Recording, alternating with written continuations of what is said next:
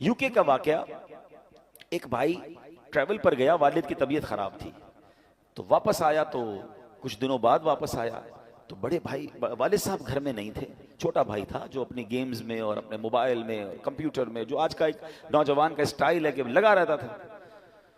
तो कहा वालिद साहब कहाँ हैं? कहा वालिद साहब की तो डेथ हो गई थी।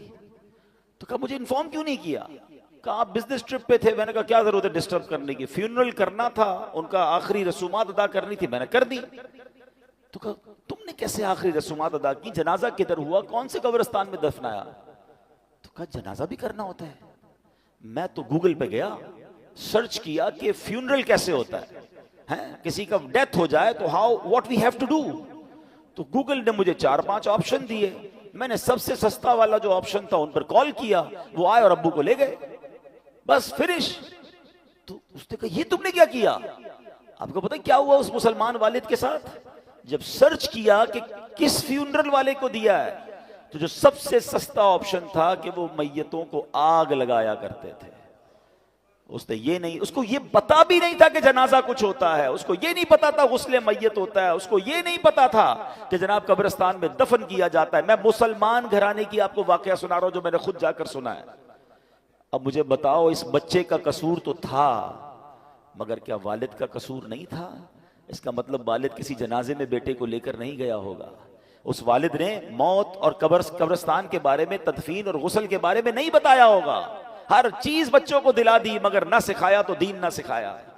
मैं और आप दुनिया से जाने वाले हैं, हम सब ने मरना है, और उस वालिद की किस्मत कितनी प्यारी होगी कि उसके मरने के बाद उसकी औलाद उसके लिए दुआए मगफिरत करे, उसके लिए इसाले सवाब करे। मगर ये सिखाएंगे तो करेंगे ना।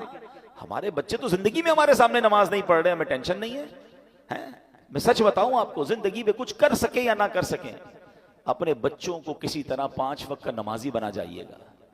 पहले तो खुद बनना पड़ेगा ना उसके लिए। वालिद, वो बच्चा देखता है अब्बू रमजान में नमाजें पढ़ते हैं, उसके बाद तो मेरे वालिद भी जुम्मे की पढ़ ले तो बड़ी बात है। तो बच्चे को भी आप एक्चुअली, हम अपने बच्चों को प्रैक्टिकली प्रैक्टिस करा रहे हैं कि बेटा नमाज तो जुम्मे की पढ़नी होती है, बाकी जरूरी नहीं है। तो आप सोचिए, हम खुद तो दीन से दूर कर रहे हैं, हमने घर में कौन सा माहौल बनाया है। वरना यकीन करें, खुश नसीब है वो वालिद, अगर उसकी औलाद नमाजी बन जाए ना, तो आप कहें ना कहें कि बेटा मरने के बाद दुआ करना, वो दिन में 5 बार बावुजू होकर किबला रू बैठकर अत्तहियात के आलम में कई कई बार क्या कहेगा? रब्बना ग़फ़िरली वली वालिदैया वलिल मुमिनीना यौम यक़ूमुल हिसाब। हाय हाय, और क्या चाहिए उस वालिद को कब्र में कि फजर हो तो उसका बेटा, उसकी बेटी, उसके बच्चे दुआ कर रहे हैं, अल्लाह मेरे माँ बाप को बख्श दे, जोहर में दुआ कर रहे हैं, असर में दुआ कर रहे हैं, मगर घर